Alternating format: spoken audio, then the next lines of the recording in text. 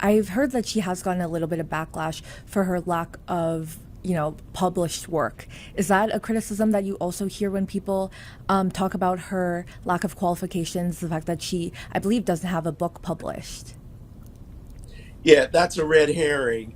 In her field, journal articles are the coin of the realm, not books. Mm-hmm.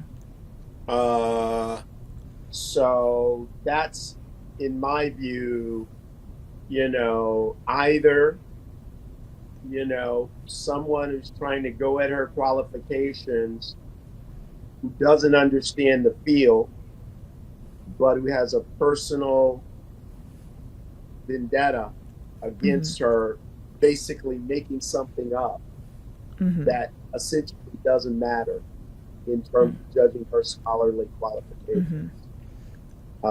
And I can tell you that you don't get brought to Harvard as a tenured full professor if you haven't met the highest standards of publication in your field. Mm-hmm. And Okay. she was recruited from Stanford without a book because books are not the coin of the realm in her field, Mm-hmm. unlike, say, history or English.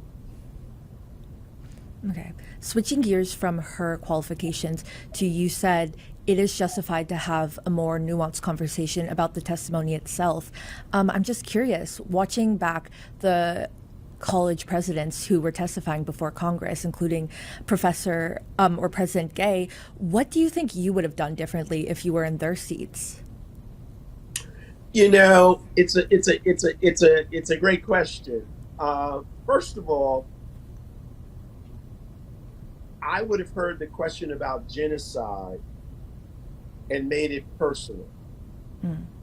and heard it through the lens of, if someone said lynch the blacks, would that violate, right, whatever our policies are around harassment, uh, speech, etc.?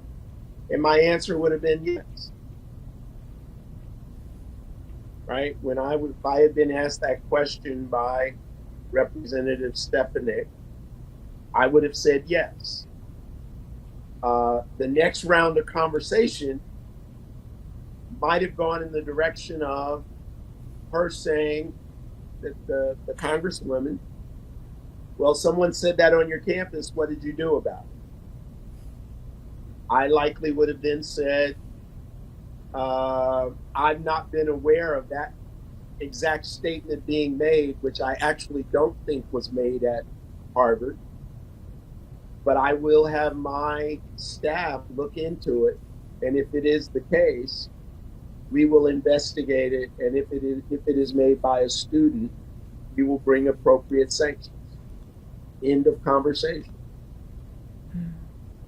That statement, however, has not been proven to have been made at Harvard by a Harvard student.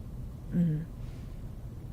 Well, I'm curious if these are actual conversations that you've been having as a president of a college campus yourself. So, how has the sentiment been at Morehouse? And, beyond just what happened on October 7th and the recent events, how have you as a leader dealt with conflict and controversies on your campus, or in this particular instance, if you have an example?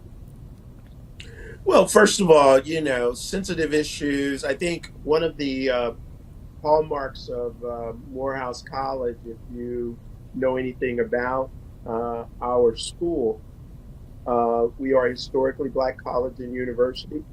We are also the institution that educated Martin Luther King and where he gained much of his perspective about nonviolence. Um, a major theme of our education here is leadership, service, and the search for global peace. Um, and we have had debates in our community about what's going on in Palestine and Israel and the Gaza Strip and Hamas. It's been very civil, very respectful. We have Jewish students. We also have Muslim students.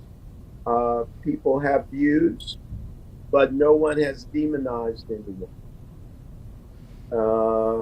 So relative to what's gone on at many of the institutions like Penn, Harvard, MIT, Columbia, we've been relatively peaceful and very respectful.